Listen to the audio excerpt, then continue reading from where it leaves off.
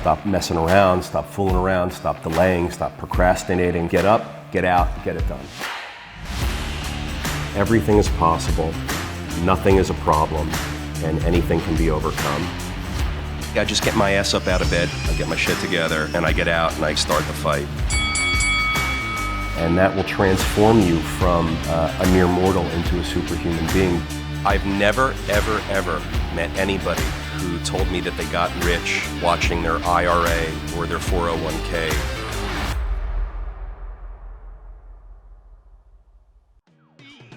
Welcome to the Daily Cash Flow. I'm Peter Siegel. Today I've got a special treat. We're here with my friend Fred Beans. And Fred is the chairman of the Fred Beans family of car dealerships. We're here in Doylestown, Pennsylvania. Fred operates in Bucks County, Pennsylvania, and in New Jersey.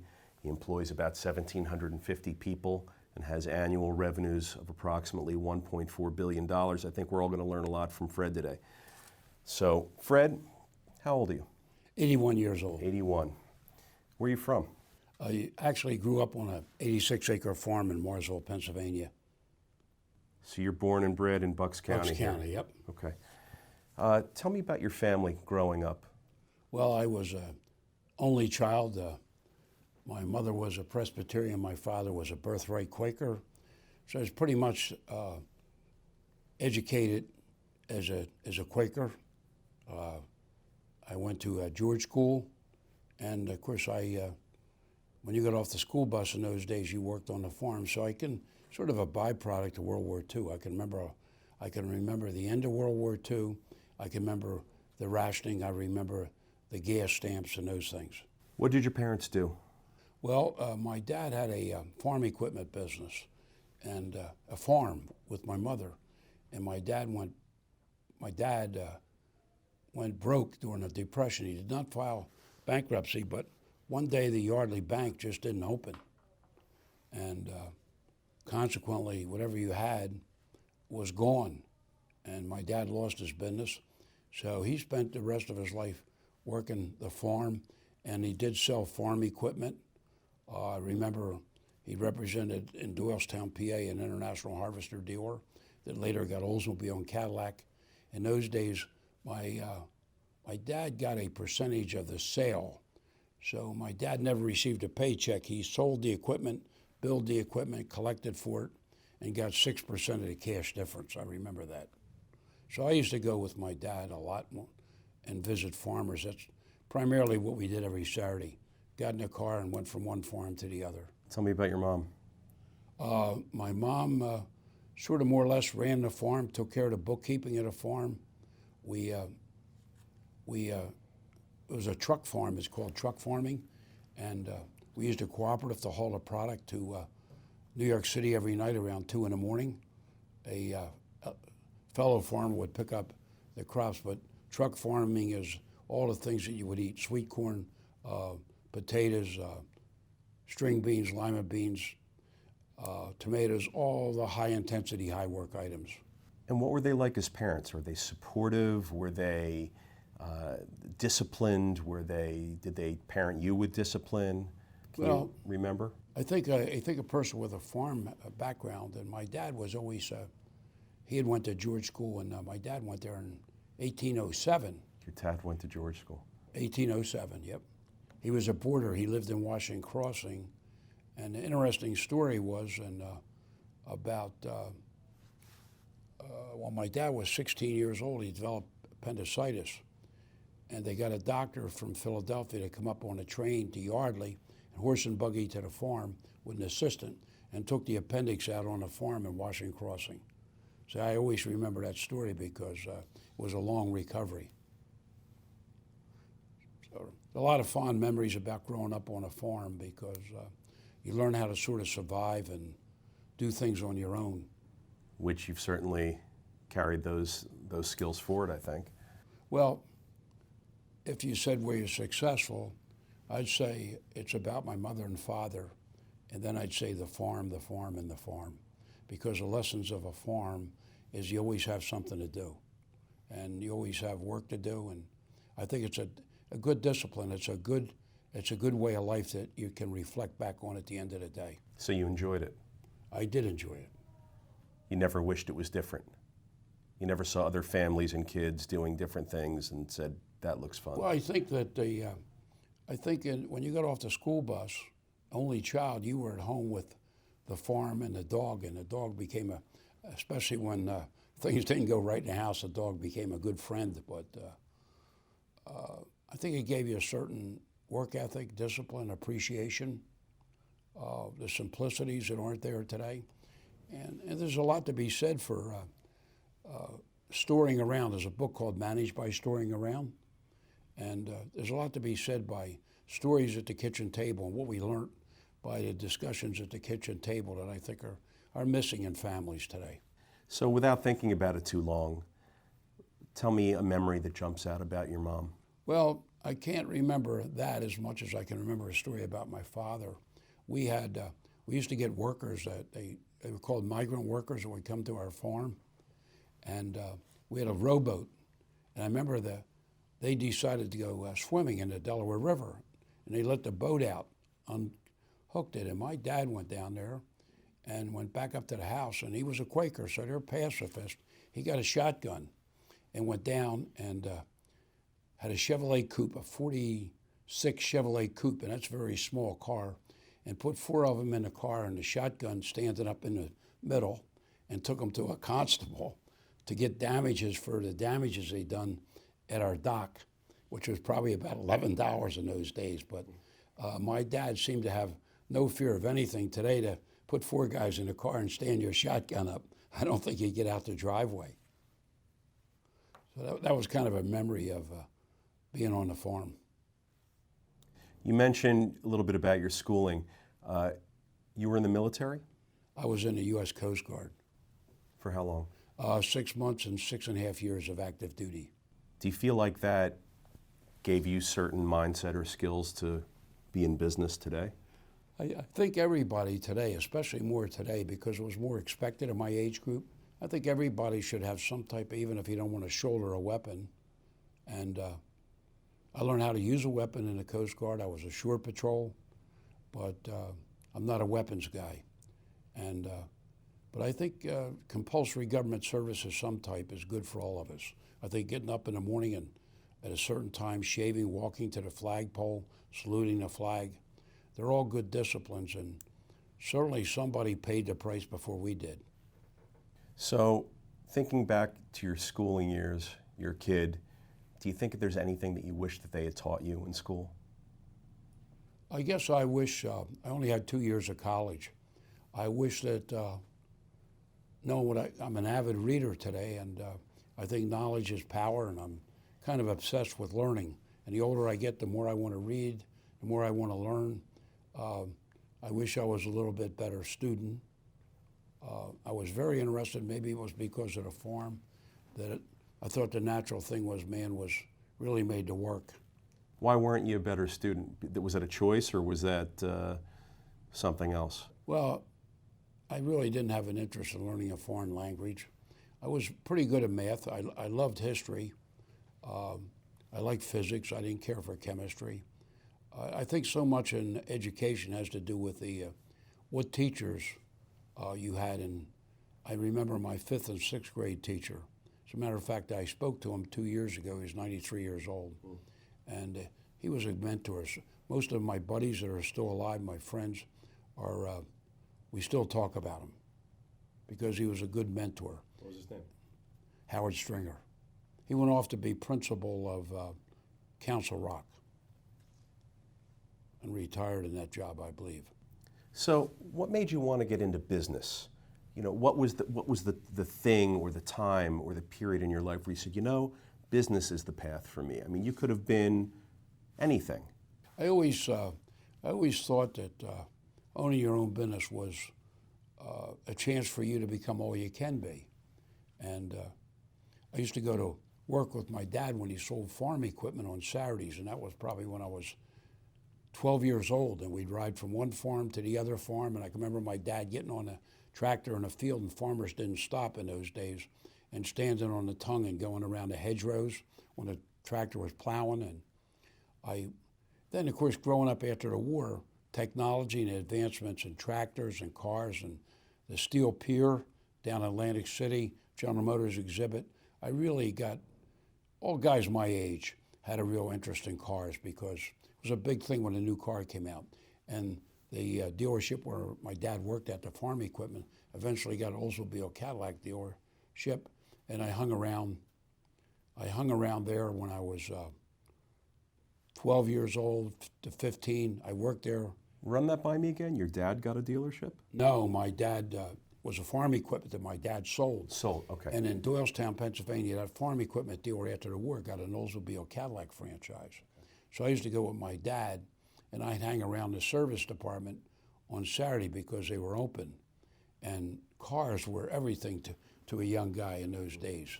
I mean, it was exciting, okay? And when a new car came out, it was one day a year, the day that the new Oldsmobile came out. And they were all covered up in the back, and people would come in, and I remember that since I've been in business. I remember when the new Cadillac came out and they downsized it, and that was the worst new car announcement they ever saw because people came in, and I just became a Cadillac dealer, and they looked at that car and left. And that car proved itself to be part of the downturn of General Motors. It was a disappointment to people. What was your first business on your own, not with your dad involved with the farm equipment and that kind of thing? What was the first thing on your own? I guess when I started, my dad was pretty frugal, and after we sold the farm, we moved to Yardley, and I used to cut grass for neighbors and use his lawnmower. And I remember that he said it was wear and tear, so I paid him a fee every time I used a lawnmower. Then I went to Rider College, and I needed a part-time job. So I started to work in a service station and Yardley, and a very, very nice place. And I'm very proud of it today because it's really run quite well.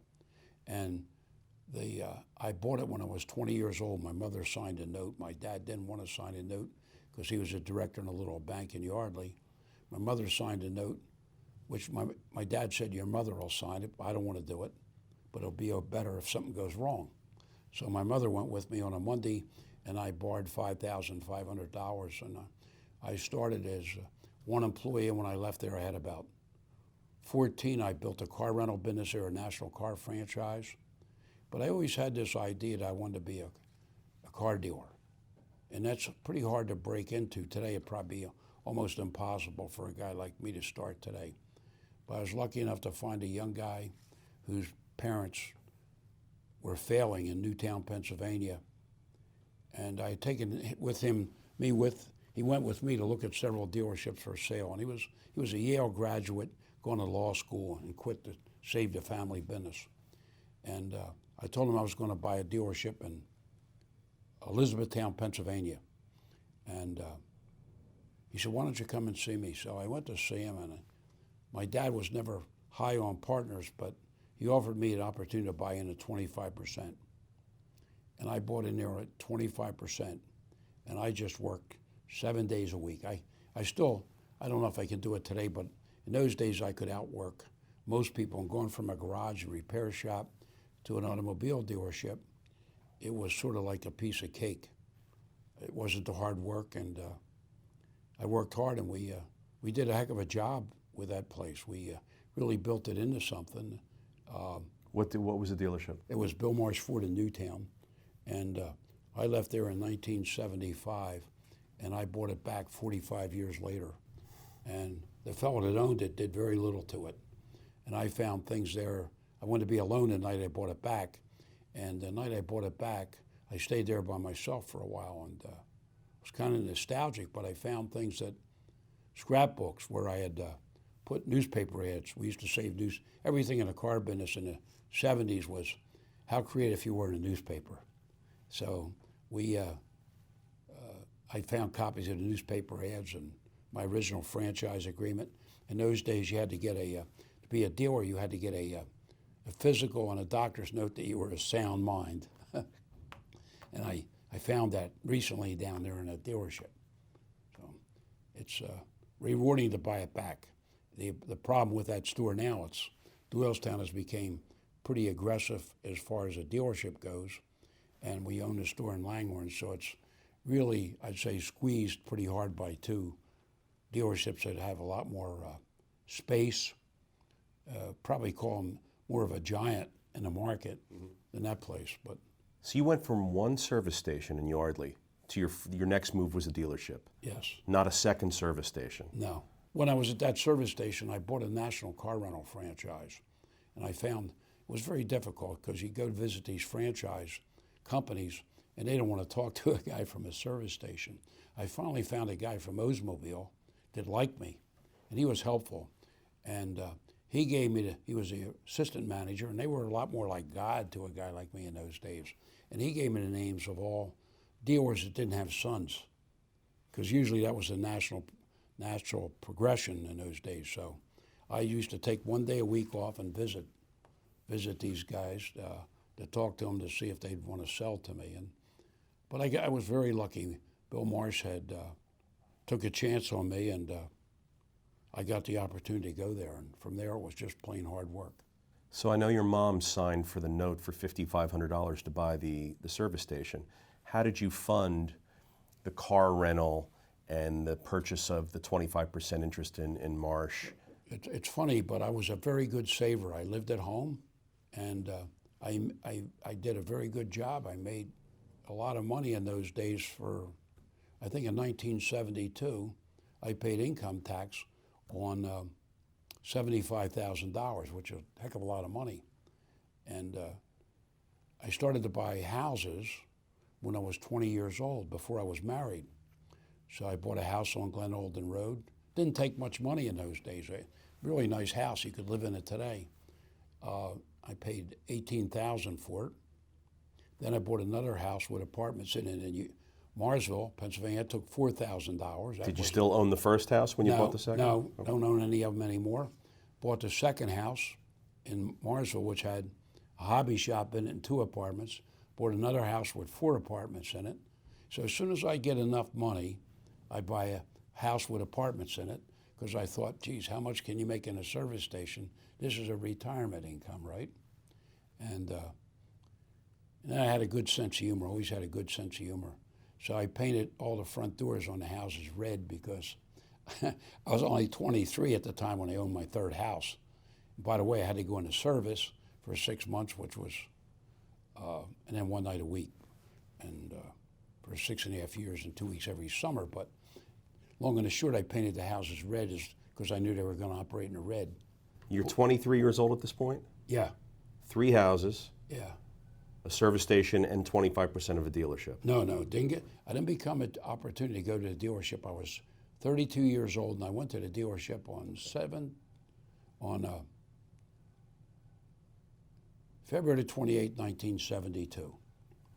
And then it's funny, I always went to meetings, and when there was a meeting there about working together with people, and I saw the dealer in Doylestown, and I knew he wasn't doing good because I knew the numbers he was producing against what we were producing in Doylestown. And I asked him if I could talk to him. That's sort of in the old days. It was the key was, can I come and visit with you?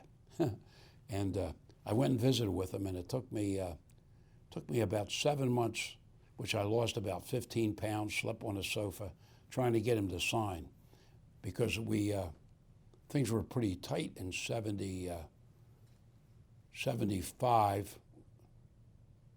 74, we went through a crunch. Right. Went through the gas crunch in 73, 74, and that drove a lot of good. And he was building a new building, and so I met him at the Ford meeting, and it took me about 6 months to get him to sell. I didn't have Ford approval. Continental Bank didn't want to give me the mortgage. It was a industrial development mortgage at the time, but things were pretty bad in America, and so I never took no for an answer. I drove down to Continental Bank, put a suit and tie on, went in and asked for the president of the bank, got to speak to him, and said, look, I don't really need the facility in Doylestown. All I want is the franchise. I think the facility is too big. The facility I operate today might be a little small, but they changed their mind because they didn't want an empty building, and they let me assume the mortgage.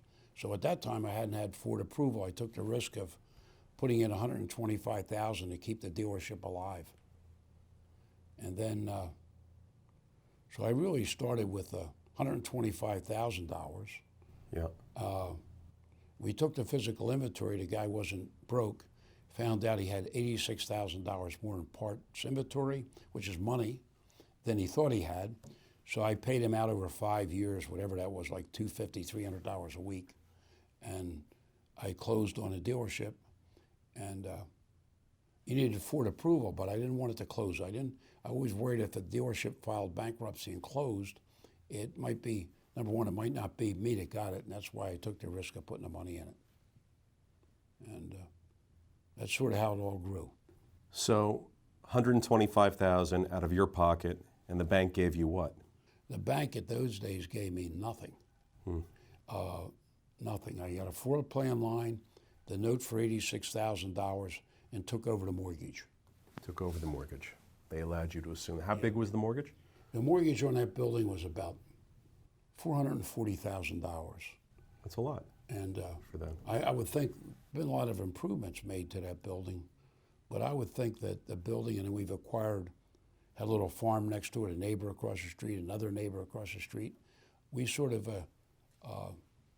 grew by acquiring those places, and just kept growing. So the 125,000 that you paid in cash to do that deal, that was an accumulation of profits from being in business for, it sounds like 9 years or 10 years maybe? Well, no, I was there 12 years. 12 years? Yeah. Okay. I might have a little more money than that. I owned my house. In those days, you were brought up to believe, and a mortgage was about 5 to 6%.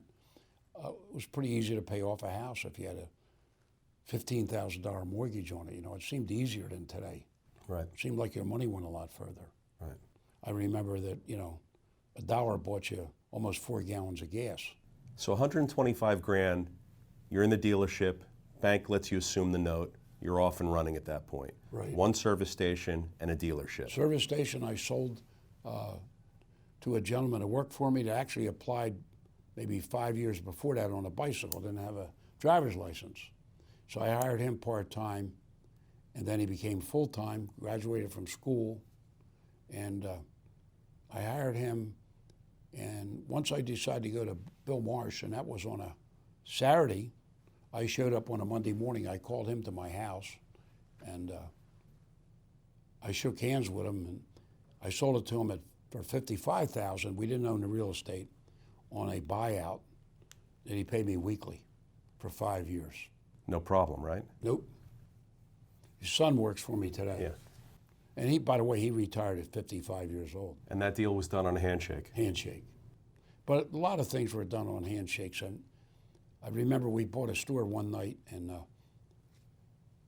we were in New Holland, and we bought a store in Boyertown, Pennsylvania. You want a funny story? Yeah. It was snowing at the service station one day, and I never liked people calling me chief or pal.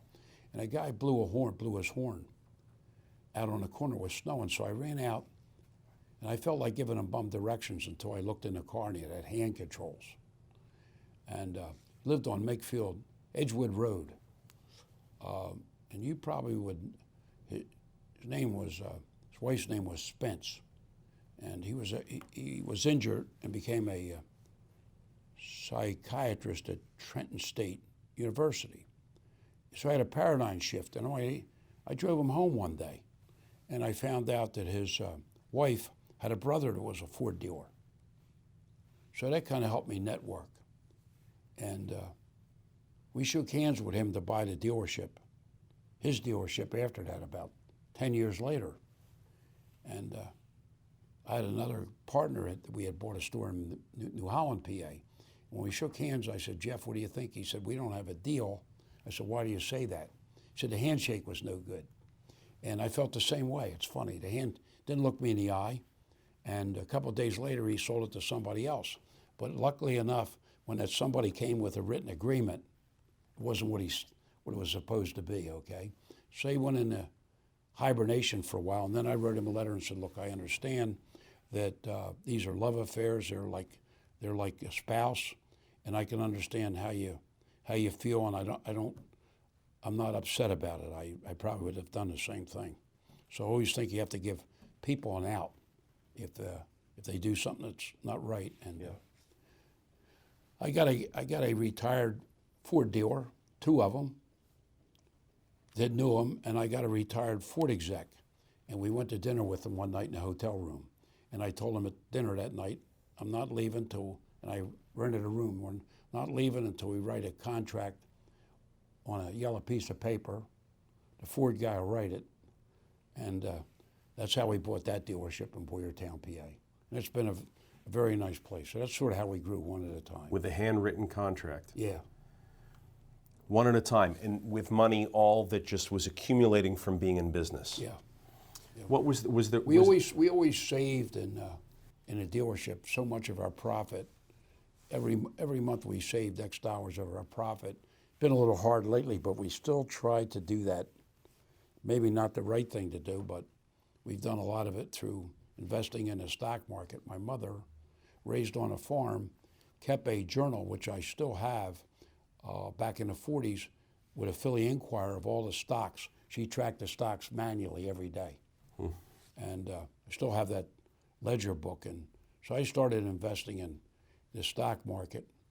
The business money and the savings all went in the stock market. Still does, probably not the right thing to do, but seemed to work. And What other businesses are you in other than auto dealerships? so we started to develop the parts business because I always thought that was a business could be developed and we weren't geographically restricted. And I had a good parts manager. In those days, you kept your parts inventory by hand. And we've grown to be the largest Ford parts dealer in the world in Doylestown, Pennsylvania. When was this? We started that business. We started growing our parts business the day we bought the place. And we just kept growing. And then we started to have meetings over at the Peddler's Village on a Saturday morning, one every 2 months, and talked about consolidating it all under one roof. And we started to consolidate the delivery service.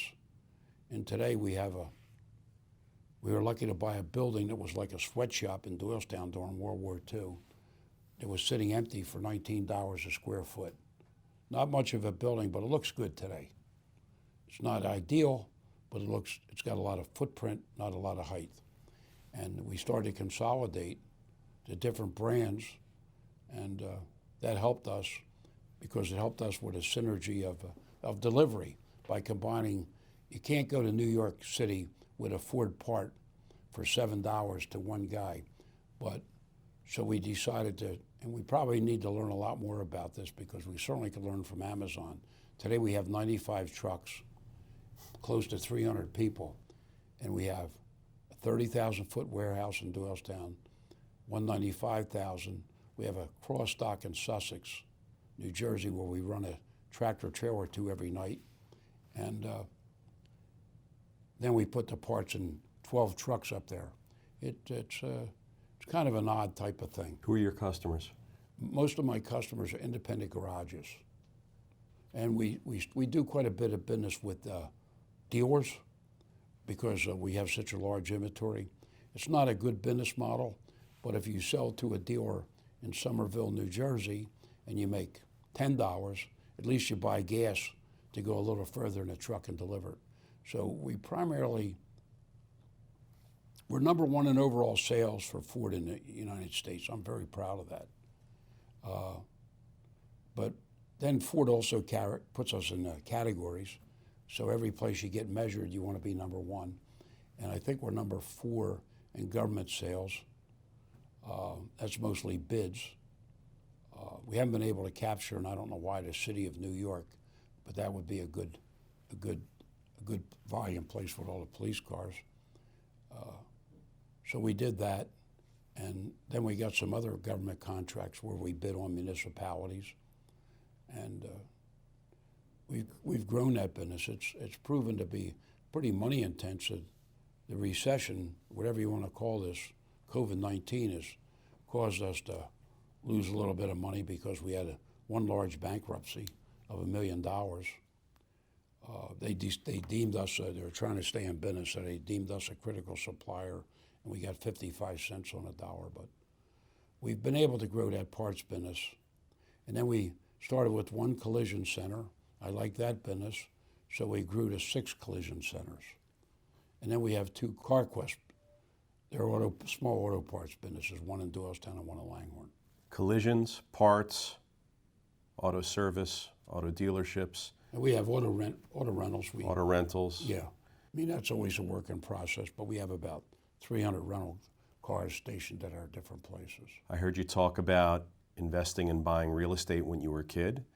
I heard you talk about. I got lucky in Doylestown. There was a young guy that was probably a couple years younger than me, pretty smart, hard-working attorney that liked real estate, and did a lot on his own. But I started to invest with him, and he was the brains, and I guess I supported it with not a lot of money, but it's been a real good relationship for me. We bought 2 pieces of empty ground. I think, if you live long enough, a lot of things come by your way. Like, the next thing you know, the property next door is for sale, and the property next door, and the guy gets older and he doesn't want his business. And we found that we went through that savings loan debacle. I mean, you're too young to remember that. Yeah, in the 80s. And we were able to go buy shopping center ground for, like in Doylestown. We bid at I guess what was it, RTC? I forget what it was called. It was they had these auctions of real estate, Right. and we bought a few of them. And Resolution Trust Corp, RTC. yeah. Right. So they'd hold these auctions. Right. Government agency that was formed to manage the whole Exactly. savings and loan I remember a lot debacle. about it, Yeah. but we bought 3 nice places, which we later sold. We took in partners in Doylestown and built a Cross Keys shopping center. Then we did one down in Warminster. And then we bought a piece of property from the Archdiocese at auction, but it wasn't an absolute sale. And I remember we went to dinner that night and kind of celebrated, because it's now it's right here in Doylestown. It's the Conservancy. Okay. Can't think of the name of it. So it wasn't an absolute sale. What does that mean? Well, they didn't sell it. They changed their mind the next day. The Archdiocese changed its mind. So we kind of went to dinner that night to celebrate it. Tough to argue with the Archdiocese. Yeah, right? so that was the end of that. we lost that. And then I've invested with some commercial buildings, and I sort of liked the idea of investing with somebody that's smarter than me and tag along. And it's helped. So you're in business now for a long time. You've invested in a lot of different things. You've created a lot of different things. Looking back on all of it, if you could just pick one, real estate, stocks, auto dealerships, what was the best use of your money, of your capital for investing? Probably the best investment was the 5,500 hours in Big Oak Service Center, because that grew to just about $1.4 billion in business and 1,750 employees from one. So I like the idea of buying a business, and the building we're sitting in here was an old, it made ductwork. And we fully utilized the basement. There's 14 people that work in the basement of this building, detailing cars. So, and we bought it for $550,000, and maybe it's worth $1 million today. It works out for us, and we have the property. So I think real estate, they're not making any more of it. I sort of like it. I sort of think you're on the right path, because I think there's going to be more and more renters in the future. And I wish I was a little smarter, but I kind of feel that that's where America's moving, especially with younger people. I don't know that they're that interested how important a house is. I think they're interested in being flexible, having mobility, being non-committal, things like that. And home ownership is none of those things. Certainly the commitment to the car is not the same, but there's so much competition today between the iPhones, the iPads, television, all the things that go on out there, recreation, that the car is not the predominant factor. So the path of growing your business and getting to 81 years old with all of this history and background, you have to be good at managing people, motivating people, inspiring people. You don't get successful without being good with people. Talk to me about how you've managed to kick people in the ass along the way and form relationships and build relationships. I've always, You know, I was lucky to get exposed to Saturn and Stephen Covey's 7 Habits of Highly Effective People. And I might be known as a little bit grouchy today and a little bit strict about things. But I think I've always been willing to get out there, and I've always thought that planning was important. That everything you should do should be outlined in a plan, because you can stand back and look at it and rework it. And we're going to settle on a dealership next week, and I went over and met the employees today, and it's sort of fun. There was a book called I hate to say it, but The Game of Work. But work is sort of, you manage by storing around. You look at a complaint. I try to look at a complaint as a gift.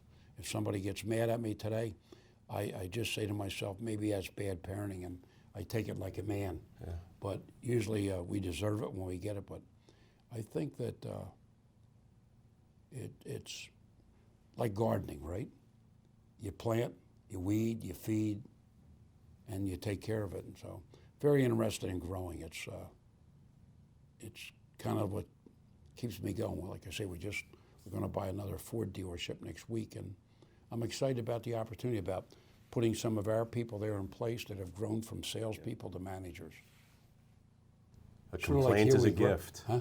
A complaint is a gift. Yeah, it is. It really is. And sometimes it means a lot more if they're I've learned a lot from that, by the way. And if you have a complaint and you deliver it properly, you're probably going to win. If you come in with an attitude, no. But if you come in, it's served me well to think of it as a gift. What's something that you feel that you do better than anybody else? I think accountability to standards, having standards, and we wrote a service quality process book. It doesn't mean we live it. We have a sales quality process book. Service is about 160 pages. I'm sure not everybody's read it, but most dealerships don't have a manual of how they want to operate. So I think just like in this building, we have our standards. I hope we live them, but I think discipline's the soul of the Army, and the disciplines. I think you could feel discipline when you walk in a place. Is it easy for us? As you expand, it becomes harder and harder, because you hire people from the outside, when originally I hired people with I try not to hire anybody with sales experience. Interesting.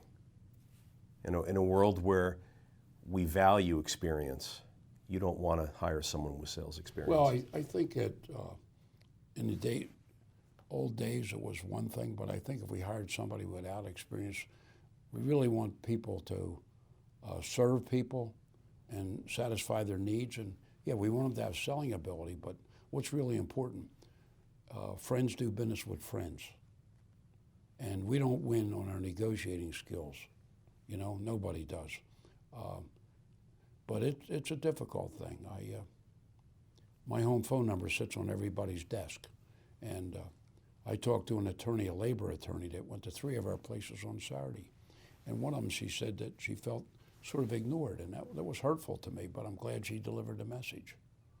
I'm pondering quite how to deal with it, because I'm very big about recognizing a customer as soon as they walk in the building, and it's, you disappoint somebody. If you disappoint them, if you don't like McDonald's, why would you go to McDonald's in Flemington? That's what I say. So if you get a bad taste in your mouth at one of our dealerships, why would you go to another dealership? I'd think you'd assume. So that's why my home phone number sits on everybody's desk. Do your customers have access to you as well? 24 hours a day on my cell. Yeah, I don't get many calls at night, but I got, last month I sent out a mailer to 15,000 people, and I got 23 calls on my cell phone. You put your cell phone on a mailer? Yeah. And the benefit of that is, at least you can't test a person's integrity, or somebody could say, say it's a Nordstrom's, they could talk about their great customer service until you have a complaint and see how it's handled. You really don't know, right? So we could say we're an honest place to do business. Until you test me, you'll never know, right?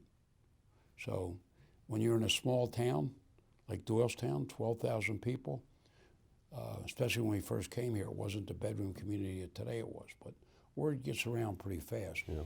And I think word of mouth is the best. What's something that you don't do well that you think you need to improve on? Probably analyze the figures enough. Probably visit our dealerships enough and walk around. I think it's a book called Managed by Wandering Around, and I think it's good. The more I think somebody like me can be seen, and the more we can talk to people to work for us and encourage them, the better off we are. You've seen a lot. You've done a lot. It's 2020. How is the world and the landscape for doing business today different than it was 20, 50, 60 years ago? What are people like? Are they same? Are they different? What is doing business like in the world today? Is it the same I or think different? about 70% of our business today is a result of the internet. So making an appointment online or calling on the telephone. In the old days, a good Saturday, we might have 80 people show up to buy 20 cars. And we'd have people coming in at lunchtime to look at cars. People don't come in to look at cars anymore. They come in for one reason, to buy cars. I don't even know if we don't have literature today. I think we should, but it's all online. Where do they go to look at a car? It's all done online. So they don't need to touch it or I feel would it. say, I think they say an average buyer spends like 40 hours on, I should know that number, and I did know it, online. But on a good day, our record day at our Ford dealership was like 51 appointments. So we know if we make 50 appointments, if we do everything right, and these appointments, so we're not selling more cars, we're selling cars all over the place, which I don't know is as good, because you really want to sell the cars in your own backyard, because it's friends doing business with friends. And when you sell a car to Buffalo, New York on a Saturday, or Staten Island, you really got to be awful good, I say, to get that customer the next time say, I trusted Beans, I had a good experience, hell with the internet, I'm going to come back. So it's all about, today it's all about the internet, the phone, and making an appointment. And we do that well in some places. In some of our dealerships, we don't. You've explained your growth. You've explained how you've accumulated profits from a business and redeployed those profits back into buying another dealership. And that's continued on for many years. Was there one event that happened for you along the way where you felt, wow, I made a lot of money? Was there one big check that you got, or one big event with money that occurred where you were like, wow, this is it? That's an interesting question, Peter, because I think that money is a report card to running your business right. And, we went through some real bad times in 08 and 09. And I thought that I might have to file bankruptcy, because we were with the bank, Sovereign Bank. And Sovereign Bank was we were very loyal to, and Sovereign Bank went broke pretty much. It got taken over by Santander. And Santander wrote a letter and said that they were going to stop floor planning on a certain date. And when you had a General Motors franchise, Ford, Chrysler, no bank wanted to touch you, because they were going to all go bankrupt. And I was scared. And I wrote a letter to the president of Santander. I think he came from Spain, I'm not sure. And I said it wasn't right to break a family business. And I wrote him a good, humble letter and asked if my daughter and I could come visit him. And we did. He was in Philly, and he called us, and we went and visited with him. I said, here's our financials. We're going to have to file bankruptcy if we don't, because when you sell a car, you pay it off. You don't have the money to, and we had a floor plan line of $100 million. We were done. So the bank provides you with the liquidity to... Yeah, and the bank sent 3 fellows down here in a Pilatus from Boston, and they spent about half a day walking around. And he kept us, and he said, do you know why you two are here today? He said, you're here because you're the only Americans ever wrote me a decent letter. I guess he got a lot of flack when the bankruptcy came and Santander Bank, or Sovereign, was taken over. Probably too young to remember that, but it was pretty scary. And then we had a dealership we lost to General Motors, and I'm never a guy that would say, no, you can't do it. So I wrote a letter to Arlen Specter, And I got, my daughter and I got down to Spector's office, and they brought a person in from General Motors was going through the hearings down there, the bankruptcy hearings, and you know, and I remember riding over with Spector's assistant that day, and my daughter and I spent almost 2 weeks in Washington. I knew nothing about it. I'd knock on a congressman's door and I found out they'll let you in. They don't, you can walk down to any one of those buildings as a citizen and knock on the door and walk in. And we went to knocked on a lot of doors about the bankruptcy because it was federally orchestrated bankruptcy. It wasn't normal. Many dealers got put out of business because they just said they don't want them anymore, and they bankrupt these families. And what are you saying when you knock on a door and go in? I told them it wasn't right. Wasn't right. And I remember that Spector got a gentleman there from General Motors, and we wound up getting a Chevrolet dealership instead of a Buick dealership out of that. But I think it taught me it's important to be supportive of no matter what side of the table you sit on. I like to believe that doing the right thing will give the right results. But I've never been a guy that took no for an answer. I think that once you're in business, no is really when a customer says no, they're not going to buy the car. I say to myself, well, I shouldn't say all these things to you, but there are 3 reasons they're not going to buy the car. It's either, and I call them the 3 M's. It's either me, the machine, or the money. What else is it? So I don't take no very easy for an answer. Never have. Might be known as a bullhead. Well, we talk about that concept a lot on our show that we produce here that we're filming for today, is keeping going and not taking no and finding whatever the route is to get to the goal that you want to achieve. If you were going to give yourself advice 20 years ago for today? I think I'd have had a better strategic plan about growth, where I wanted to grow and how I wanted to grow. I think that some of the good franchises I wasn't quick to react with. You don't mind a bullheaded story, do you? I love them. So as a product of World War II, we didn't think too highly of the Japanese. And when I first came to town, I didn't have a Japanese franchise. Now I have probably the best franchise out there in the world, and it's Toyota. And I have 3 Hyundai stores.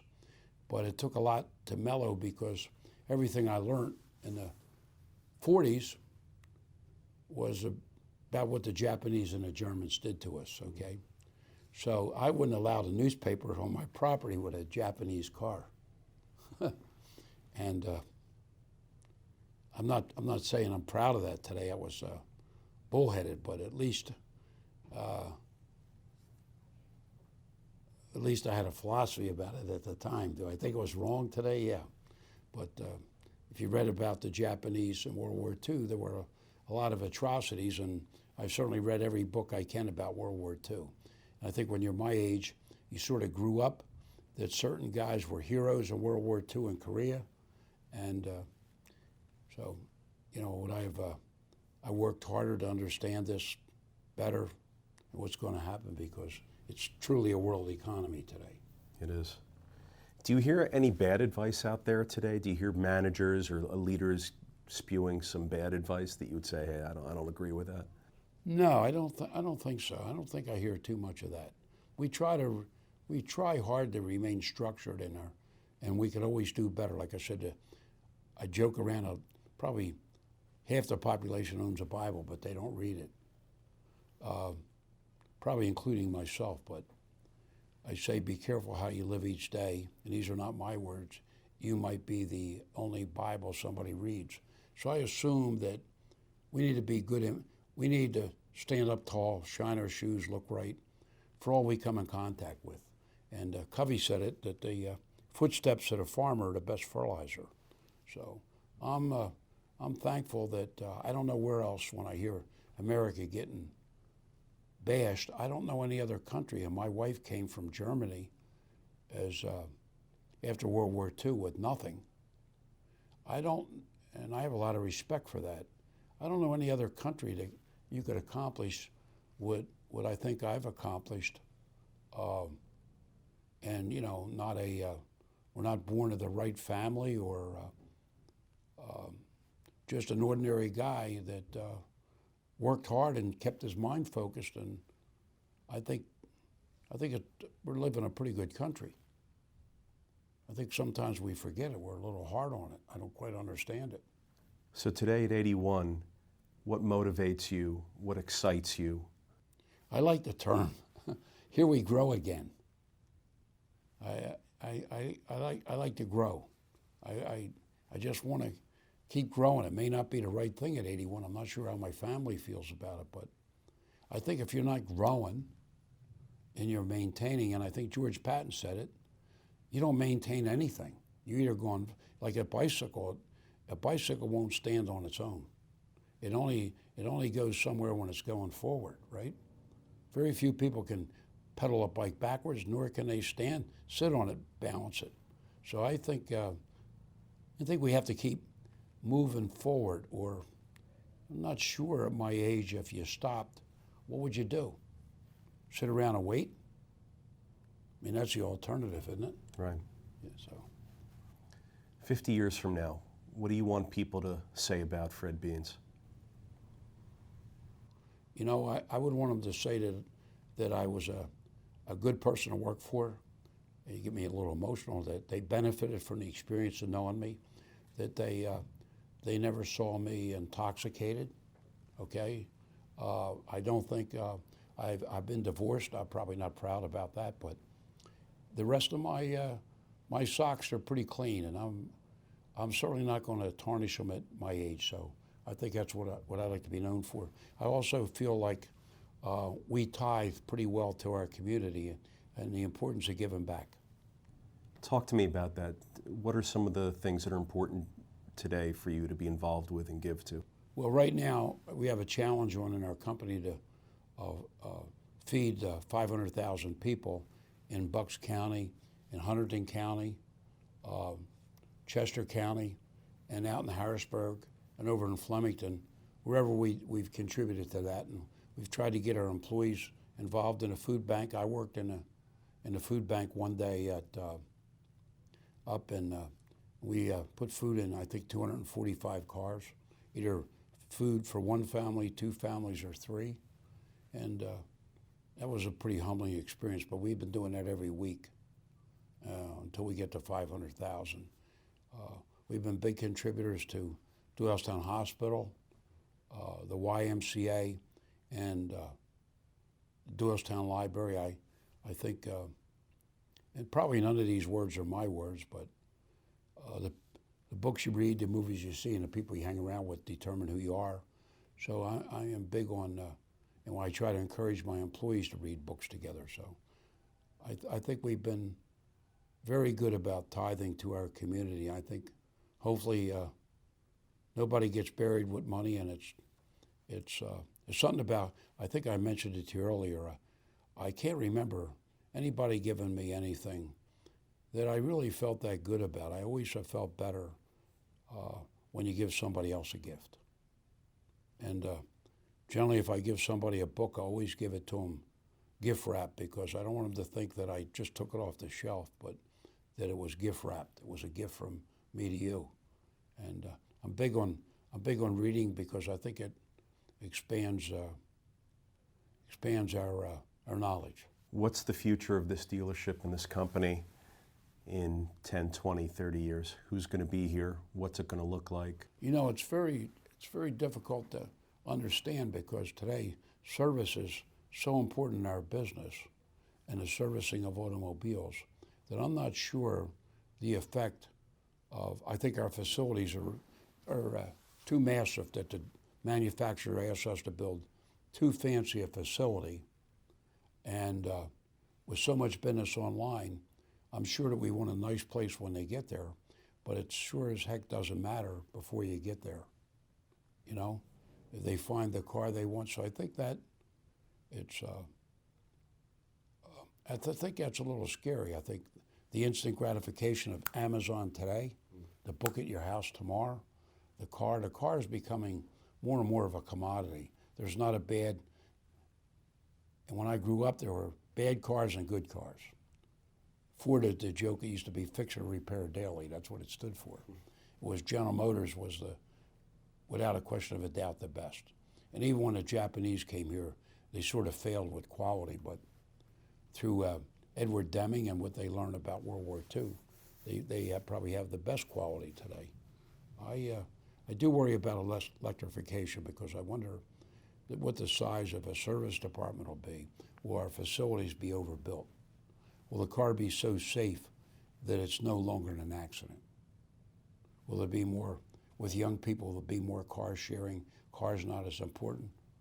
The mobility is, Uber, the car's at the front door. I think that's something, and maybe the demise of I think the family unit's not the same. It might be out of my wheelhouse.